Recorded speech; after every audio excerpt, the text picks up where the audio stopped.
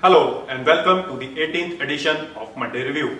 Rajinder S. Nagarkoti returns with the Times of India's weekly roundup of print news from Chandigarh, Mohali and Panchkula. On the COVID front, Chandigarh lifted night curfew and the bars also opened. But there was no visit to the Sukna Lake for yet another weekend. The odd-even system for the congested markets is also over, with the onus of safety now on shopkeepers. The blood banks might face a donor crunch when COVID-19 peaks in the city later this month. Doctors have asked the patients to donate blood after 28 days of recovery. Chandigarh recorded 62% of its COVID deaths in August, while Mohali's recovery rate plunged from 72 to 56%. Panchkula's count shot up by more than 1,500 in 29 days. No day of the Tri-City week passed without a few hundred cases and several deaths. Check out the scorecard.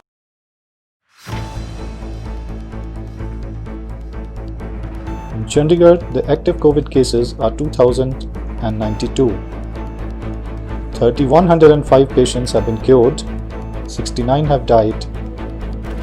The total overall figure is 5,268. In Mohali, active cases are 2,058. Cured 2,343. 94 have died. The total overall figure is 4,495. In Panchkula, active cases are 1,054. 1,720 have been cured. 25 deaths have been reported, while the total overall figure is 2,799.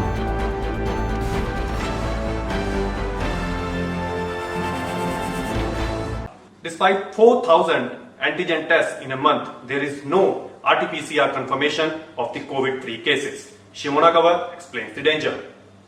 Antigen test is done in containment zones, hotspots and hospitals. However, in Chandigarh, the rapid test is mostly being done outside these categories. The rapid test is only for screening and not for diagnosis. It is a point of care that helps clinicians to get assessment with a combination with RT-PCR if tested negative. Otherwise, it gives a false sense of security to those who test negative. Thanks, Shimona. Chandigarh will also resume the interstate bus service from September 16 with 50% of occupancy and no stoppages midway. The resumption was withdrawn earlier when the cases had increased. Now digest this. The images of cockroach lunch and filthy toilets prompted Panchkula's chief medical officer to mark an inquiry into the COVID care at Sector 14's facility. Good news for Punjab University. Its Times Higher Education rankings improved from 16th to 4th in India after the Indian Institute of Science and the IITs at Ropar and Indore. Globally, it is in the bracket of 601 to 800 bracket. Here's the progress report. In the three latest THE rankings, Punjab University's performance graph has been almost a plateau. In teaching, it has moved from 25 to 27 to 29, which is a steady rise. But in citation, it has gone from 54 to 56 and then come down to 52. In research, it has moved from 11 to 14 to 15.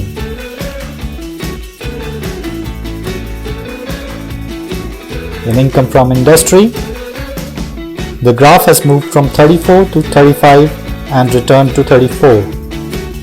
In international outlook, the performance line is 16, 17, 16.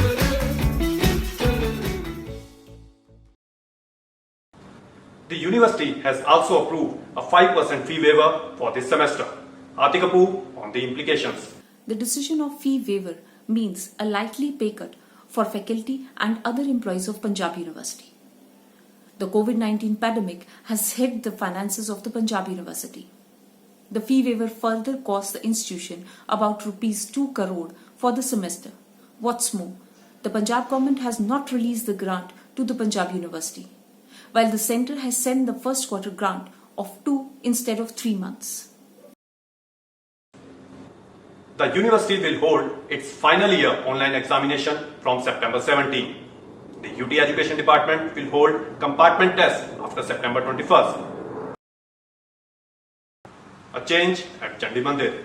The toll price for unlimited use of the Himalayan Expressway has increased, even as the count of passing vehicles has dropped to 30,000 from the pre-COVID figure of 40,000. The stuff of Anaconda movies. A record 15-foot rock python was rescued at night from Panchkula Sector 24. Until they got an inch tape, the estimate of length was a wild 35 feet. In July and August, 72 snakes, including pythons, Pithias mucosa, Indian kite and cobra were caught from the residential areas. On May 7 this year, a leopard with one of its paws cut fell into a ground-level water tank at Tikri village of Morni block in Panchkula district. The animal was in agony because of its severed right paw, result of suspected poaching activity. It seemed to have escaped a jaw trap. In Chandigarh on March 30, a leopard entered the residential area of Sector 5 and was then rescued. On March 31, an early morning alarm about a leopard in Sector 45 set off 2 weeks of a futile search operation. In Panchkula on January 8, Indo-Tibet Border Police saved an injured sambar deer hit by a vehicle near the Forces Bhanu campus. On February 5, 2019, a stag strayed into Sector 22 and died hours later of accident injuries. Since the lockdown especially, several animals including peacocks and antlers were spotted in various sectors of Chandigarh.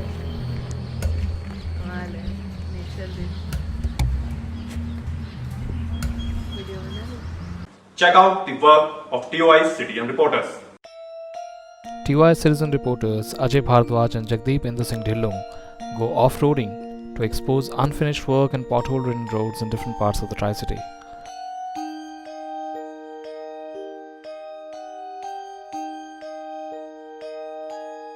While Girish Anand spots a jungle at Sector 33, Ramanjeet Singh Bedi captures Sarkari tag on a government vehicle in violation of the High Court order. You can also become a citizen reporter for TOI. For that, please download the CR app from Google Play or App Store. Send in your contributions and keep reading Times of India. To get your copy, call us at this number 1800 121 0005. See you next week. Stay safe.